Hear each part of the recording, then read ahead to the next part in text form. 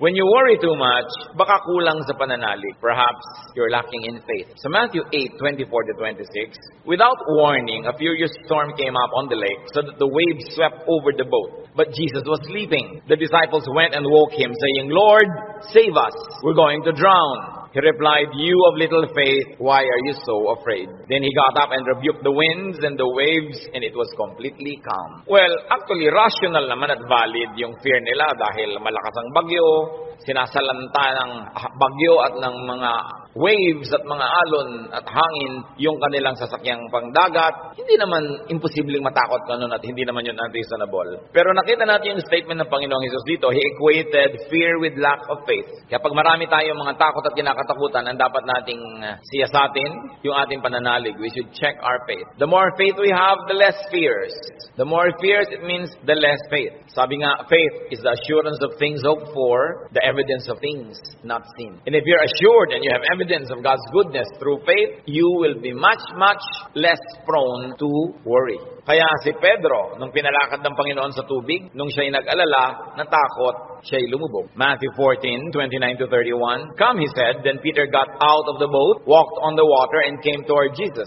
But when he saw the wind, he was afraid, and beginning to sink, cried out, "Lord, save me." Immediately Jesus reached out his hand and caught him. "You of little faith, why did you doubt?" In both cases, yung lulubog na bangka at lulubog na Pedro, pareho silang sumigaw, "Lord, iligtas niyo po ako," o "iligtas niyo kami," at sila naman ay sinagip ng Panginoon at muling napanatag. So nakikita natin, pwedeng mangyari na mag-alala tayo, pwede tayong malibang na manghina ang pananalig, pero pag nararamdaman na natin yun, na tayo ay tinatalo na ng takot, magpaligtas kay Jesus, manalangin, tumawag, dahil yung example, nakita natin, ang tumatawag sa Panginoon, sinasagip niya. Kaya kung minsan nakakalimot tayong manalig, nakikita mong ninenervyos ka na pala, takot na ang naghahari sa iyong buhay, pangamba, anxiety, even panic, remember Jesus and call upon Him. Siyempre, nakakapanik yung lumulubog ka sa tubig, tulad ng panik ng maraming taong iba't ibang korte at hugis at kulay, but the Lord is still Savior of all our worries and Savior from all our concerns. When you worry too much and you think that your faith is the problem, then ask for more faith. Humingi. Kuminsan ang ating mga panalangin parang grocery list, shopping list. Hingi nito, hingi nun. Maganda idagdag dyan yung bagay na hindi material. Humingi ka ng karadagang pananalig, tibay ng pananalig, sapagkat yung taong may tibay ng pananalig, kahit anong bagyo ang dumating, kahit anong warning at signal ang marinig, hindi siya nababagabag. Magkalalaman, konti lang. Hindi siya natatalo at hindi siya nasasakal ng takot. Kaya ang sabi ng mga apostles sa Luke 17:5, increase our faith. Yan ang panalangin nila sa Panginoong Jesus. Sapagkat napatunayang kulang ang pananalig nila, ang diningin nila, dagdagan yon. It is very important for us to practice faith. Habang ito'y pinapractice mo, you put it to use, lalong tumitibay, lalong lumalalim ang ating pananalig. Kung tayo mapag-alala, baka kulang sa kaalaman sa mga pangako at salita ng Diyos. Kung alam kasi natin ang mga pangako at salita ng Diyos, halos lahat ng concern natin covered. And I dare believe every concern is covered. Nung nananalangin itong sa Solomon, sa Panginoong Diyos, masdan natin ang kanyang paggunita sa mga pangako ng Diyos sa langit. 1 Kings 8:25. Now, Lord, God of Israel, keep for your servant David, my father, the promises you made to him when you said, you shall never fail to have a man to sit before me on the throne of Israel. If only your sons are careful in all they do to walk before me as you have done. And now, O God of Israel, let your word that you promised your servant David, my father, come true. Malakas ang loob nitong Solomon na humingi sa Diyos sapagkat alam niya ang pangako ng Diyos sa kanyang tatay na si David. Kaya sabi niya, yung mga ipinangako niyo po sa ama ko, tuparin niyo, O Diyos. At pagka ang Diyos ay nilalapitan natin, na ang daladala natin ay yung pangako niya mismo at salita niya, ay nakakatiyak tayo na yun ay i-honor. Because God will always honor His word. Solomon, knowledgeable of God's promises to his father, claims it. So it's important for us, bago dumating ang worry, bago dumating ang fear, to know, then to claim and apply God's provision. Hindi kung kailan ka na nag-aalala at natatakot, doon ka pa maghahanap at mag-aaral, baka sa kalituhan mo, wala kang makita. Kaya mahalaga, mag-aral na agad. Sa uluhin ng mga salita ng Diyos, at i-quote sa sarili mo, i-quote sa pinoproblema mo, ang mga pangako niya. Bagamat kung hindi mo yung nagawa at may problema ka na, tagahanap ka pa rin, kapakipakinabang pa rin yun. Pero tiyak na kapakipakinabang lalo kung ginagawa natin before the need arises. Psalm 119 19 verse 50. Sa lahat po ng mga nagdurusa, nahihirapan, memoryahin niyo itong verse na to, alalahanin, gunitain, anumang wika. My comfort in my suffering is this: your promise preserves my life. 5 very big words here. Suffering. Namnamin natin ang Psalm 19:50. Sabi, my comfort is my suffering. So unang-una, suffering. Pagka atin pong inalala yan, there is suffering. We all go through suffering. Pero sabi niya, my comfort in my suffering. Bawat suffering, bawat pagdurusa, may kakambal na ginhawa. May kakambal na pampalubag loob, pampalakas ng loob. Sa niya, my comfort in my suffering is this: your promise preserves my life. So, ang pangako ng Diyos, ang ginhawa ng mga nahihirapan, at ang salita ng Diyos ang nagpapalawig, nagpapahaba ng buhay ng tao. Kaya napakahalaga na alam niya ang mga pangako ng Diyos. Kung alam natin ang mga dealings ng Panginoon sa mga taong ang buhay ay nasa Biblia, nakita natin ang mga pinayagan ng Panginoon na hirap, at kung paano sa kahalos kaduluduluhan ay biglang darating ang rescue, biglang darating ang tulong dahil mayroong dahilan ang Diyos. At ngayon, hindi lang nailigtas yung mga tao na yon, nagiging huwaran pa natin na maging tularan natin sila, ang kanilang pananalig at ang kanilang pagkapit sa Diyos, lalo't lalo may mamabigat na mga suliranin. Psalm 119:116, sustain me according to your promise, and I will live. Do not let my hopes be dashed. So, sabing ganon, hawakan mo ako, akayin mo ako, patuloy mo akong buhayin ayon sa iyong pangako. At siguradong ako'y patuloy na mabubuhay. Huwag mo akong hayaang mawalan ng pag-asa. Maraming magagandang pangako ang Diyos. Dapat alam natin. When you worry too much, baka kulang din sa panalangin. James 5:13, is any one of you in trouble? He should pray. Nakita niyo yung simple, mabisa, makapangyarihang solusyon. Pag ang tao may trouble, he should pray. Unang-una, prayer can change the situation. And even if prayer doesn't change the situation, praying will change your heart. Kaya hindi pwedeng yung prayer walang pakinabang. Maaaring gawin ito yung ginugusto natin na mabago ang sitwasyon, malutas ang problema, dumating ang solusyon, etc. etc. O kaya hindi man ganon, nabago naman ang pananaw natin, nabago ang ating pag-iisip, ganun pa rin ang bunga, tumahimik ka. Ang mahalaga naman sa tao, yung payapa siya. Yung tahimik ka kahit may problema, kahit nga hindi masolve yan, tahimik ka pa rin. Daig mo pa yung nasolve yung problema, pero magulo pa rin siya ang isip niya. Kaya ang mahalaga yung kalooban. At napaka-importante nito mga kapatid, tandaan natin. Hindi ninyo kayang kontrolin ang mundo. Hindi ninyo kayang kontrolin ang global warming. Hindi nyo kayang kontrolin ang earthquakes. Hindi nyo kayang kontrolin ang mga political turmoils. Hindi nyo kayang kontrolin na maging sakit. Pero kaya yon ng Diyos. Kaya pag ipinapanalangin mo at inilalapit, ang laki-laki ng nagiging inhawa mo dahil alam niya ng Diyos. At kung gusto niyang baguhin yon, sinong makakapigil sa Kanya? At kung hindi niya binabago, meron siyang magandang dahilan. Manalig ka na maganda ang kanyang dahilan kahit kung minsan hindi naabot ng iyong isip. Pero eto pa, kung hindi mo makontrol ang mga bagay na yan at hindi kinontrol ng Diyos para sa kagustuhan mo, meron ka pang pwedeng kontrolin, kapatid, yung kalooban mo. Pag pinili mong manalig, pinili mong sumamba, at pinili mong pumanatag sa salita ng Diyos, hindi ka tatablan ng pinoproblema mo. Kaya laging kapaki-pakinabang ang pananalangin. So you always pray and pray and pray. Yung madalanginin, malayo yan sa pag-aalala. Lalo't ang pananalangin ay punong-puno ng pasalamat. Kasi kung nananalangin ka ng nagpapasalamat, oo nga naman, naaalala mo unti-unti na ang dami ng mga maganda sa buhay na dapat ipagpasalamat. Nababalanse ang iyong alalahanin at natutuwa ka pa kung lumaon. Ngayon, maraming ganito mga kapatid. Sobrang nag-aalala, matatakotin, nerbyoso, dahil kulang lang sa saya, kulang sa libangan o sa sarap sa buhay. Napakahalaga na ang tao ay may saya, may libangan at may sarap ng buhay. Kaya marami mga tao naghahanap ng aliw. Kung bakit marami naman sa atin, kahit nakakaranas tayo ng hirap, nagiging judgmental tayo sa mga nag-aaliw. Ano naman ang sama sa mag-aliw? Kung hindi mo ninanakaw ang yung aliw, wala kang pinapatay, wala kang ginagawa ng masama. Kaya pag tumatanda na ang tao, marami dyan nagkakaroon ng diversyon. Alam nyo, yung may diversyon, napakalaking blessing yan. Kasi ang daming alalahanin. Pag tumatanda ka na, nararamdaman mo na yung mga kasukasuan mo, ayaw na masyadong tumiklop o bumuka ang mga tuhod mo at mga braso. Nararamdaman mo nang mahihiluhin ka, halimbawa, lumalabo ang iyong mata, dumadami ang iyong mga sakit, at kumukonti usually ang iyong pera. Bihira naman yung papayaman, papadami pera, no? Kadalasan ay papaubos, nawawala ng hanap buhay, nagre-retire, tapos ang mga mahal mo sa buhay na uubos na, ang lahat ng mga tiyo mo, magulang, ubos na, parang yung kayo na lang na magkakapatid ang next in line. Dati may mga matatanda kang tinitingnan, pinagmamanuhan. Ngayon, wala na. Ikaw na lang lagi ang pinagmamanuhan. So, inisip mo, ako na kaya next. Yung lampas ka na sa alas 12 tanghali ng buhay, yung mga nasa alas 3, alas 4:30 ka na, alam mo yun na malapit na akong humarap sa mga katotohanan. Alam niyo yung mga ganon,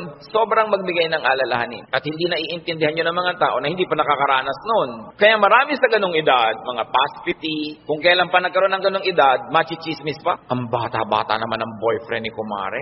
Kung biyuda naman siya, di ba? Kung bata ang boyfriend niya, naiinggit ka, di ba? Ang bata-bata naman ang girlfriend ni ganon, kung biyudo naman siya o wala naman siyang asawa, ano naman ngayon? If there are two less lonely people in the world, do not be judgmental sa mga tao naghahanap ng saya.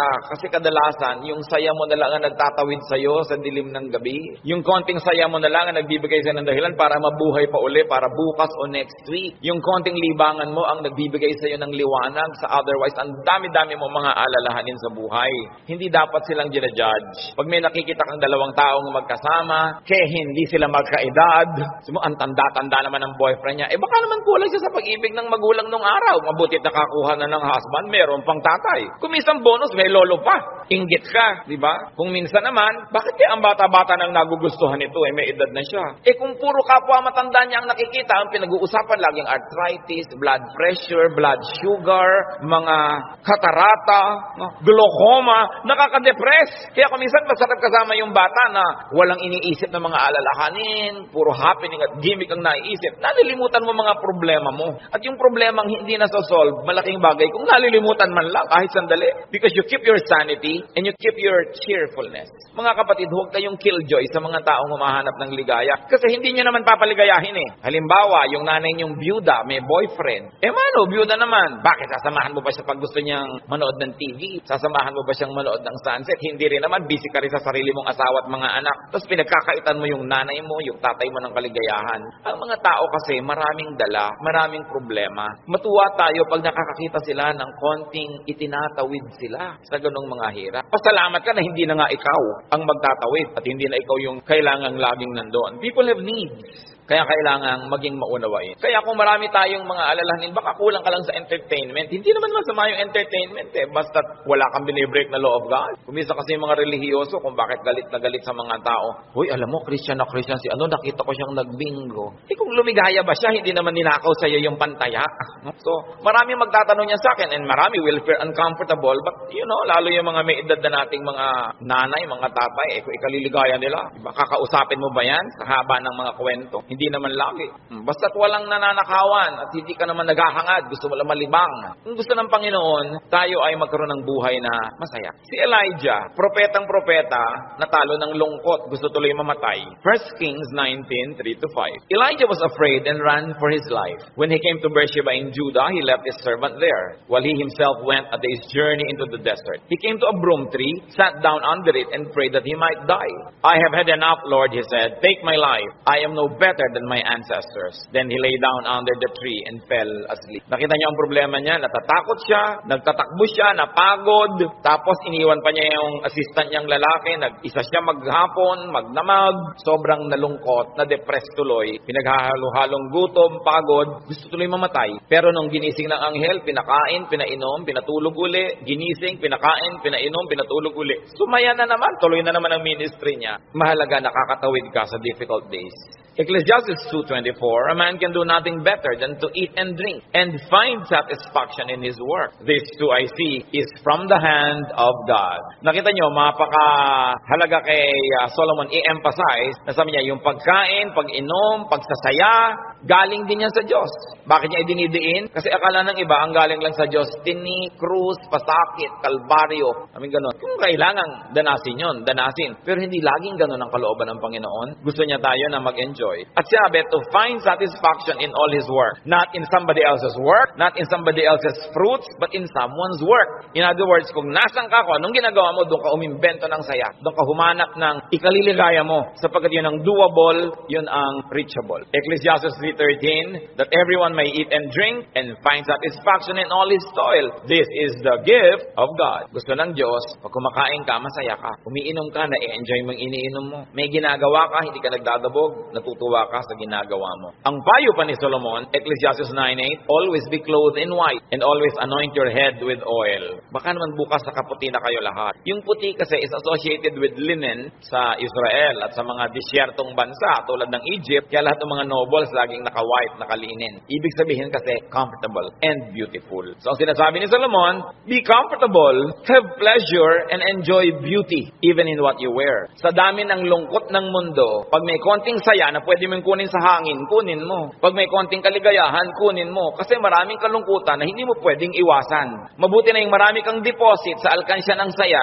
para pag may panahon ng pagdurusa, may madukot kang saya, pampalakas sa mga araw na malungkot ka. Kaya kung may pagkakataong sumaya, magpakasaya ka. May pagkakataong gandahan ng environment, gandahan mo kasi kung minsan napipilitan kang tumingin sa hindi maganda. Meron kang pagkakataong guminhawa, paginhawahin mo. Kasi maraming beses hindi ka maginhawa at wala kang magagawa tungkol doon. So marambuti na yung marami kang pabaon sa sarili mo na saya, tawa, kagandahan, para pagkat panahon ng tagsalat, meron kang panggagalingan ng lakas. Surround yourself with what is beautiful and pleasurable and comfortable. Sabi nga ni Balagtas, sapagkat ang mundo'y bayan ng hinagpis, mamamaya'y sukat tibayan ang dibdib. At ang isa sa mga pagpapatibay niyan, whenever you can be happy, so that when sadness that cannot be avoided comes, then you are well equipped because yung balance mo, kahit ma-withdrawhan ng lungkot, yung sayang nakatago, ang balance mo, marami pa rin sayang natira. Kaya ministry natin, mga kapatid, na magpasaya rin sa isa't isa. Hindi magpalungkot. Hindi may nagsasaya, maiinis ka. May nagkakakanta ng I Did It My Way, babarilin mo. Hayaan mo siya magkakanta. Alam mo ba kung anong problema niya sa buhay? Baka kailangan niyang kidney transplant. Baka yung asawa niya may cancer. Baka ang mga anak niya walang pangmatrikula. At gusto na niyang tumalon sa ilog na walang tubig dahil El Nino. Kaya ang laki ng problema. Tatalo ka sa ilog, di ka malulunod. So malaking problema yun. So kumanta na lang siya ng I Did It My Way kahit wala sa tono. Babarilin mo pa.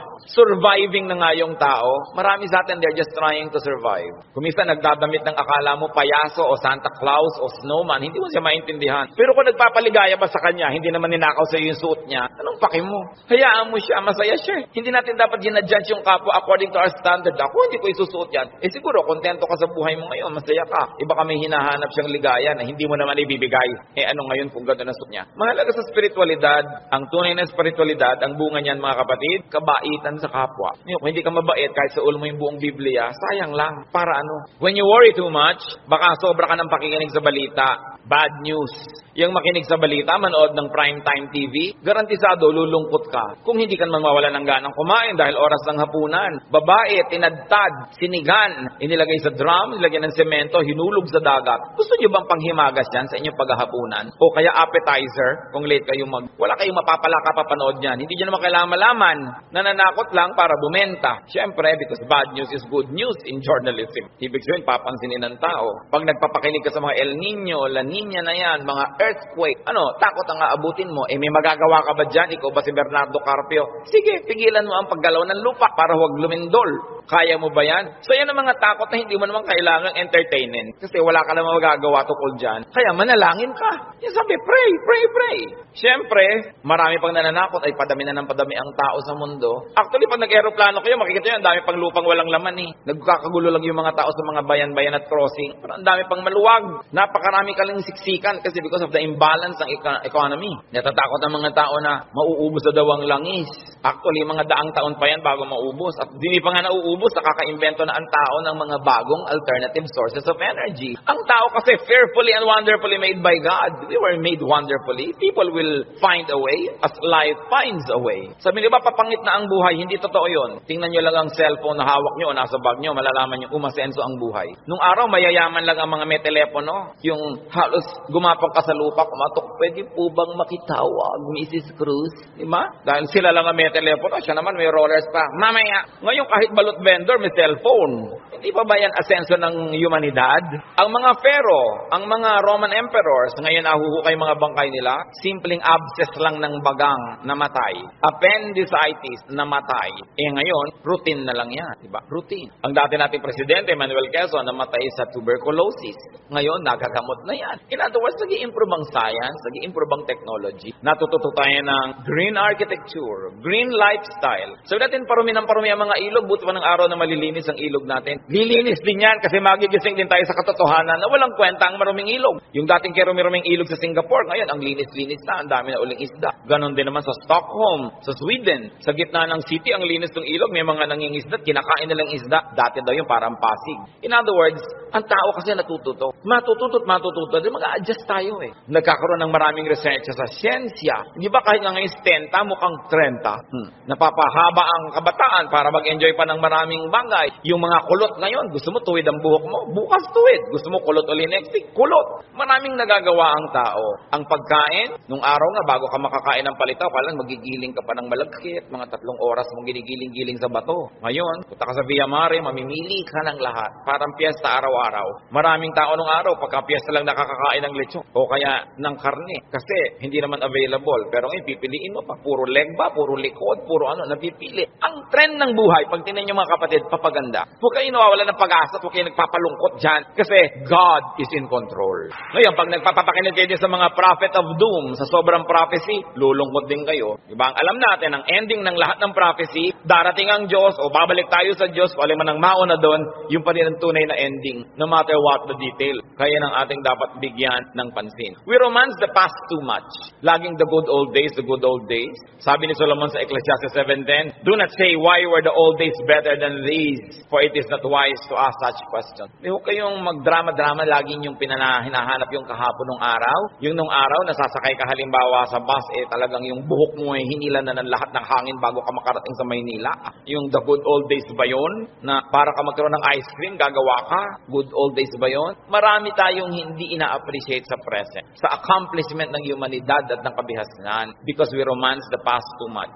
When you romance the past, you will be sad. When you worry about the future, you will be afraid. You know what God wants you to do? Enjoy the day. Enjoy the moment. Yan ang payo ni Jesus. Sabi niya, do not worry about tomorrow. Tomorrow will worry about itself. Let the day's own trouble be sufficient for the day. Yung iba naman, kaya nagwo-worry, sobrang daming alam. Kaya ang sabi sa Ecclesiastes 7:16, do not be over-righteous, neither be over-wise. Why destroy yourself? Habang marami kang nire-research, maraming inaalam na hindi mo naman talaga kailangan sa pang-araw-araw na buhay mo, dadagdagan lang ang alalahanin mo. And sometimes, even in religious studies, ganyan yan. Marami ngayong mga TV networks nagpapakute para makakuha ng audience, mapanood. Walang ginagawa kundi siraan ng Diyos, siraan ng Biblia, guluhin ang pananalig ng mga nananalig. Tapos pag naman nanood ka ng nanood, nakinig ka ng nakinig, ang ending mo ngayon, malilito ka. Hindi ka ngayon makatulog. Anong bunga nun sa'yo? So huwag mo nalang panoorin.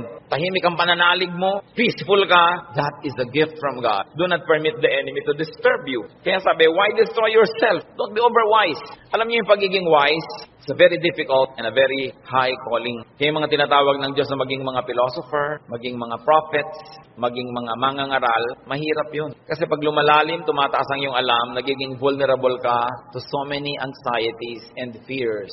You become vulnerable to a lot of isolation and sadness. Kaya nga yung mga tinawag ng mga special people to be God's channels of blessing and wisdom to others and to the multitudes. That's why we privilege them with respect. We privilege them with a lot of things. Kasi ang pwede lang nating isukli sa ating mga propeta, sa ating mga mangangaral, sa ating mga philosophers, ang pwede lang nating isukli sa kanila, pagmamahal, pag-ibig, pagrespeto, kasi dinadanas sila ang maraming hindi na natin dinaranas. Sa kanila ibinubunyag ang mga malalalim, mahihiwaga at mahihirap na mga bagay para maipaliwanag nila sa mga ordinary mortals like you and me. Kaya mahirap yan. Marami sa mga propeta, marami sa mga great artists, marami sa mga great achievers, great thinkers are tormented by their spirits and in their spirits. Kasi they become sensitive to many things. Kaya napakasarap ng buhay ng mga taong regular lang. Kung minsan naiinggit ka doon sa sobrang dunong, sobrang galing, kaya mo bang buhatin ang bigat ng karunungan? Mahirap yun. Yung may ipabigay sa iyo ang Diyos, sasabihin ng Diyos, ipamigay mo na yan dyan sa mga tao, hindi siya madali. Kaya kung minsan may eccentric behavior, no? Yung mga great artists na hindi nauunawa ng mga karaniwan tao. Basta tayo mga kapatid may hindi nauunawa, huwag nyo i-judge. Sikapin nyo unawain, at kung hindi nyo man lang maunawaan, at least leave it alone. Huwag nyo siraan, huwag nyo pintasan, kasi hindi nyo alam. At pasalamat kayo, hindi kayo yun. Ngayon, we avoid extremes. Because extreme behavior and extreme thinking also leads to a lot of worry. Ecclesiastes 7:18, the man who fears God will avoid all extremes. Gumigitna ka lang, bumabalansi ka lang para tahimik ang buhay mo. Ecclesiastes 12:12, be warned, my son, of making many books there is no end, and much study wearies the body. Lalo ngayon, ang daming choices. Nung araw, 3 lang ang channel sa TV. Ngayon, daan-daan ang channel. Ang dami mong choice. Kaya wala ka ng mabuong programa. Marami ka kasing choice. Nung araw, pagkahapon, basta mga aninong gumagalaw. Yun lang ang mapapanood mo. Mga lumang pelikula. Wala ka ng maraming choice. Kuminsan, tahimik pa yun eh. Umorder ka sa restaurant ng tea. Nung araw, pag umorder ka ng cha, etong cha. Ano pong tea? Ang daming tea. Alam niyo, mamay, 100 yung papapiliin sa inyong waitress. Pagkatapos papapiliin ka pa kung hot o cold. Tapos papipiliin ka pa kung natural o ganito. May sugar o without. Pag may sugar, natural sugar, coco sugar. Ang dami pang sugar. Huwag na nga, tubig na lang. Ang daming choices lang pati ng soft drinks. Gumugulo tuloy. Bakit natin ito binabanggit? Mga kapatid, kung tahimik na ang inyong kalooban sa pananalig niyo sa Panginoon, huwag niyo nang guluhin ng kung ano-ano pa mga ideya. Walang mapapala. Ang kaluluwang palipat-lipat, papalit-palit. Sabi ni Solomon, tigilan niyo na yung kababasa sobra. Sabi ko noon, mapapagod ka lang, matutuyo ang iyong lakas. Sabi ko noon, hindi ba tatapos yan? Ang ending din naman, haharap ka sa Diyos eh. Kaya kung tahimik ka na, payapa, huwag ka nang pagulo pa. That's why prophets and philosophers and thinkers and teachers are burdened. And the only thing we can give them is to privilege them with respect. Sabi sa Ecclesiastes 5:12, the sleep of a laborer is sweet. Read laborer as simple man. Yung unscholarly man. Sabi ko noon, mas madaling sumaya pag mababaw ka. So huwag mo nang masyadong laliman. Kasi baka walang humukay, para kang nagtago na walang naghanap, lalabas ka rin. Mahirap. Pag may mga mababaw dyan, ang saya naman nila, mabuti pa sila. No? Yung konting, ay hangin. Hangin lang tumatawa. Kesa naman ang tali-talino mo, wala na makapagpatawa sa'yo. Mas mahirap yun. When you worry too much, baka kulang ka lang sa food or drink or chemical balance. Tulad ng pinag-usapan natin. No? Kaya yung propeta, pinakain ng anghel sa 1 Kings 19:7-9 at guminhawa na siya nung siya kumain at nakainom. Baka sobra ka nagda-diet, kulang ka na sa vitamina, kulang ka na sa minerals, kulang ka na sa nutrients, kaya ka pala malungkot. Ang bewang mo nga, di ba? Ang liit-liit, pero ang lungkot mo naman, nakatingin ka at nakatulala, no, sa kawalan, di bali lang lumaki ang bewang mo. Basta masaya ka. Ang mahalaga yung kalooban mong masaya ka. Kasi ang buhay maiksi. Alam nga namang ubusin mo pa sa lungkot yan. Kailangan i-maximize mo yung saya. Kaya si Timothy na laging sinisikmura, sabi sa kanya ni Paul sa 1 Timothy 5:23, stop drinking only water and use a little wine because of your stomach and your frequent illnesses. So kulang siya sa chemical balance. Binabalanse. The Lord Jesus' prescription against worry, Matthew 6:26-34. Sabi niya, look at the birds of the air. They do not sow or reap or store away in barns, and yet your heavenly Father feeds them. Are you not much more valuable than they? Who of you by worrying can add a single hour to his life? So, ba't ka nag-aalala? Kita mo yung mga ibon, hindi naman yan nag-agriculture, pero pinapakain, buhay din yan. Mas mahalaga ka kaysa ibon. Kaya ang unahin mo, manalangin, lumapit sa Diyos, manal. Tapos marami ka pang ibang alalahanin, etc. Kaya sa verses 26-34 ng Matthew 6, sabi ng Panginoong Jesus, and why do you worry about clothes? See how the lilies of the field grow. They do not labor or spin. Yet I tell you that not even Solomon in all his splendor was dressed like one of these.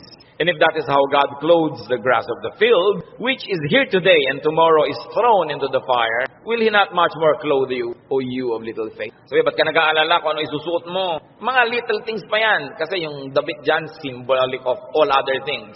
Food and drink, symbolic of all our needs, plus what to wear. Sabi niya, nakita mo yung mga damo, hindi naman gumagawa ng tela yan, hindi yan naggagawa ng damit, pero kahit si Solomon, sa kanyang kayamanan, hindi nakapagbihis tulad ng magagarang damo na yan. At kung yung mga damo na buhay ngayon, bukas ay tuyot na at sisigan na lang, ay dinadamitan ng Diyos ng maganda, ikaw pa kaya ang pabayaan ng Diyos. So pag nag-aalala tayo, tumingin ka sa lumilipad na ibon, kaya dapat hindi tinitirador ang ibon, dahil anong titingnan mo kung walang lumilipad? No? Hayaan nyo silang magliparan dyan. At tumingin ka sa damo na maganda, tumingin ka sa isda na maganda, tumingin ka sa lahat ng magagandang likha ng Diyos, ikaw pa kaya ang hindi alaga, kung yan nga inaalaga. Kaya sabi ng Panginoon sa Matthew 6:26-34, kadugtong, so do not worry, saying, what shall we eat? Or what shall we drink? Or what shall we wear? For the pagans run after all these things, and your heavenly Father knows that you need. Nag-aalala ka kasi alam mo kakailanganin mo. Huwag mong kalimutang alam ng Diyos na kailangan mo yun. At kung inassignan ka ng buhay ng Diyos na ganito kahaba, alam namang wala siyang ilagay na provision. Paano ka mabubuhay? Hindi matutupad yung plano niya para sa'yo. Kaya pakakainin ka niya.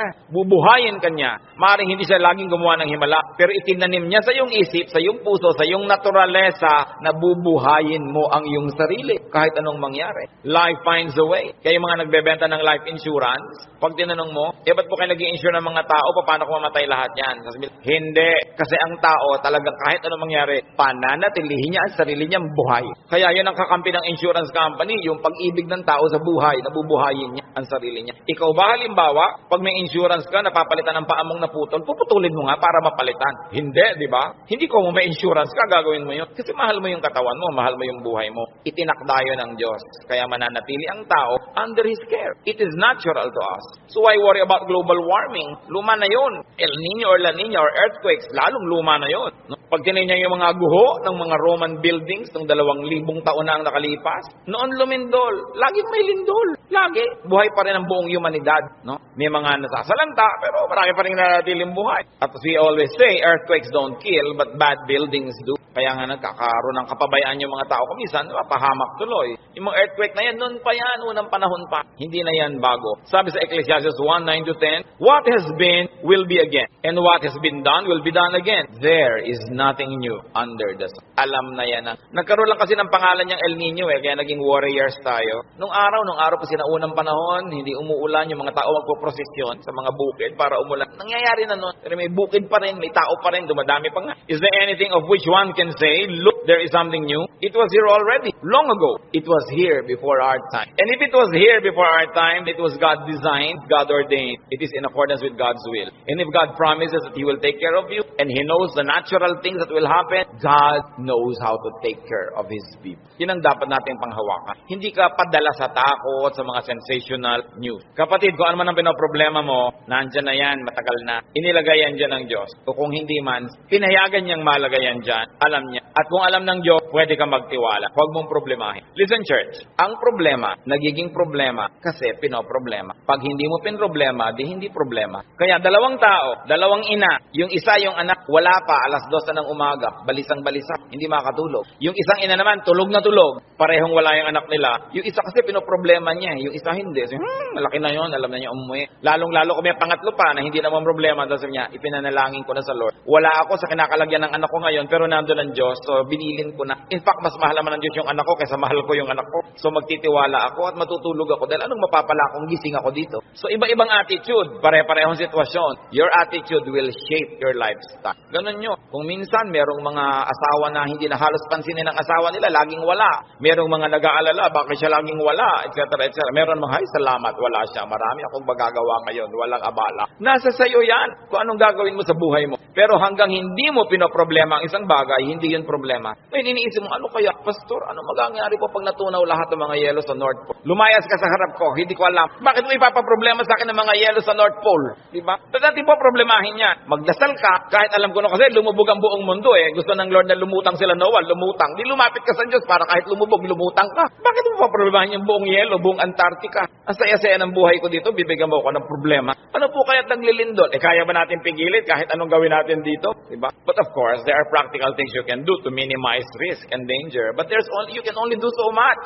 Kaya nga may Diyos eh. Para hindi mo kaya, ipasa Diyos mo. Magtiwala ka at mag-enjoy ka ng buhay. Gumawa ka ng mabuti. Kaya tayo gusto ng Diyos na pumanatag, tumahimik, para sa kapanatagan at katahimikan, ma-inspire kang gumawa ng mabuti. Hindi lang para magpasasa sa sarap. Your stability in life, your wealth, your security, your health should not only be used for your personal enjoyment. It must become the springboard for much nobler missions in life. Na kumbaga, wala ka ng needs, so pwede ka na magbigay. Malakas ka naman, pwede kang tumulong. Tahimik ang loob mo, pwede kang umakay, umunawa sa mga magugulo ang loob. Kaya gusto nating pumanatag, umayos, hindi lang para magpasarap, para magawa natin yung misyon na ibinibigay sa atin ng Diyos na maging blessing tayo sa ating mga kapwa-tao. So, brothers and sisters, think about the things you worry about. It's your decision if you like to turn them into problems. Pag pinroblematize mo. Maraming mga tanong pa, mga doktrina na hindi natin alam. Ano po kaya ang itsura natin sa langit? Hindi natin alam. Ang problemahin mo, mapasama ka doon. At alam natin yan, manalig ka sa Panginoon, humingi ka ng tawad para sa iyong mga kasalanan, tanggapin mo si Jesus sa Panginoon tagapagligtas, at siya na ang may problema sa mga detalye. Bakit mo pinoproblema? Kahit naman tayo magtalo, mapuya, hindi natin masasagot. Ipa sa Diyos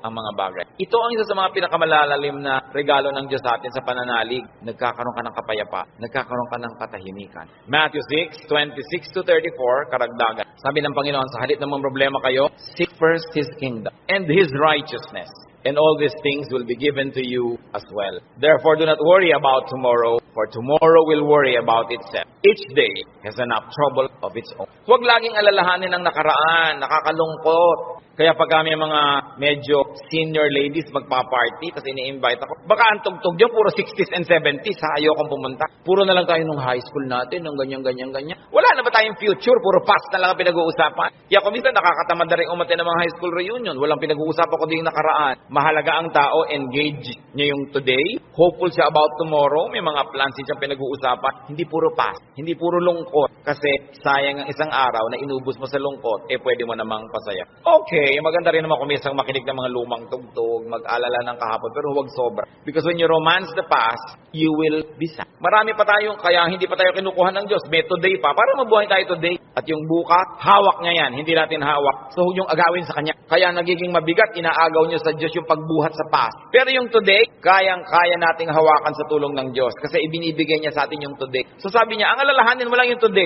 May maiinom pa po kaya tayo, Pastor, sa 2020. Ang layo pa nun. May tubig ka ba sa bahay mo ngayon? Meron po. Masaya ka na. Bukas, talagyan ulit yan ng Diyos. Sabi, give us this day our daily bread. Bakit mo lulutusin yung problema ng isang buong buhay sa isang araw? Yung lakas mo para lang sa problema ng araw na to. Inuubos mo sa napakaraming araw na problema, kaya kinakapos. Pero lahat ng problema sa araw na to, kasya ang pagpapala ng Diyos sa araw na ito. Kasya. Humihirap kasi yung blessing today, hinahati mo para sa problem tomorrow. Yung problem tomorrow, may kasamang blessing niya yun nakakambal. So yung ngayon ang atupagin mo sa buhay. Hindi ibig sabihin na hindi ka na magpaplano ng future. Nagpaplano ka generally, but you don't get obsessed with that. But don't fail to live the moment, to savor the moment, because it will never happen again. Alam nyo, kahit anong iniintay nyo, pag wala kayong ginawa kundi hintayin nyo, ganun lang pala, sandali lang tapos. Araw ng kasal, anibersaryo, fiesta, event. Ang tagal mo pinaghahandaan, tapos sandali lang natapos. Sasabi mo, ay tapos na. Marami kasi, nahihirapan silang ihanda yung darating pa. Pero pag nangyayari na, they are too busy trying to be perfect, hindi nila na-enjoy. Tapos na. Wala na, lugi na sila. So enjoy the moment. Pag kami ikinakasal ako, may ibinubulong akong gano'n. Minsan may tinatanong sa akin, ano po yung ibinulong nyo, Pastor? May mga pakialamera kasi, pati ibinulong mo, tinatanong. Sabi ko, wala. Sinabi ko lang, pagkakainan na, kumain kayong mabuti. Huwag kayong mag-entertain ng mga bisita. Tayo kayo ng tayo. Kasi this is your first meal together as husband and wife. Enjoy it. Stop being warriors and perfect hosts. Enjoy your meal. Ito yung meal, enjoyin. O, debut mo ngayon, enjoyin mo. Huwag mo nang isipin na kung anong bagay. Kasi mamaya, tapos na yan. Dapat ine-enjoy. Pag pangbukas, malayo pa. Do not worry. Focus on today's concerns and pleasures and enjoy whatever can be enjoyed. Philippians 4:6-7. Do not be anxious about anything, but in everything, by prayer and petition, with thanksgiving, present your requests to God. And the peace of God, which transcends all understanding, will guard your hearts and your minds in Christ Jesus. Sabi, huwag kayong mag-alala, huwag kayong matakot, huwag kayong tungkol sa kahit anong bagay. At sa halip na yan, sa pamamagitan ng pananalangin taimtim na may kalakip na pasalamat, ilapit nyo sa Diyos ang gusto nyo. Sabi niya, at makikita nyo yung kapayapaan ng Diyos na mahirap unawain, imposibleng makamit, mararamdaman ninyo and you will feel sick. So pagka nagigita yung anxious, mga kapatid, nag-aalala, anong dapat gawin? Pray.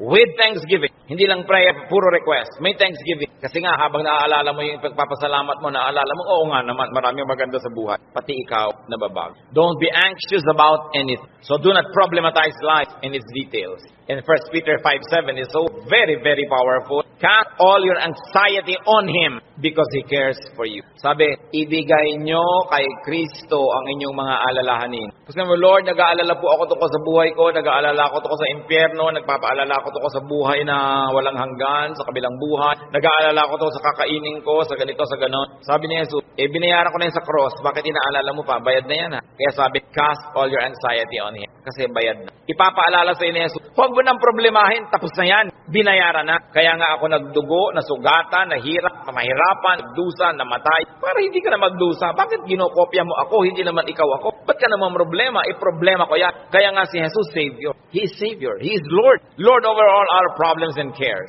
Kaya sabi ng Ecclesiastes 11:10, so then, Banish anxiety from your heart and cast off the troubles of your body, for youth and vigor are meaningless. Sabi, palayasin mo, iwagwag mo ang mga problema mo. Kaya ang laki ng gawa ng word na word, banish. Hindi lang sinabing remove, banish anxiety. And this word anxiety in its original word and language is the same as the clinical word now for anxiety. Yung halos masiraan ka ng bait sa pag-aalala, sa takot, sa panic, sa nerbyo. Sabi, iwagwag mo yan, tanggalin mo yan. Hindi yan bagay sa mga anak ng Diyos. Do what it takes para matanggal yan. Kaya yung mga sinabi natin, maghanap ka ng ligay, manalangin ka, get busy, alisin mo ang dapat mong alisin, palitan mo ang yung mga pag-alala ng panalangin, ng kapayapaan, ng pananal. Bakit? 1 John 4:3, the one who is in you is greater than the one who is in the world. God who lives in you is greater than the spirit that scares you. Kaya napakahalaga na isipin yan, yes, I am a winner because Jesus Christ is a winner. Matthew 10:29-31. Sabi ng Panginoon, are not two sparrows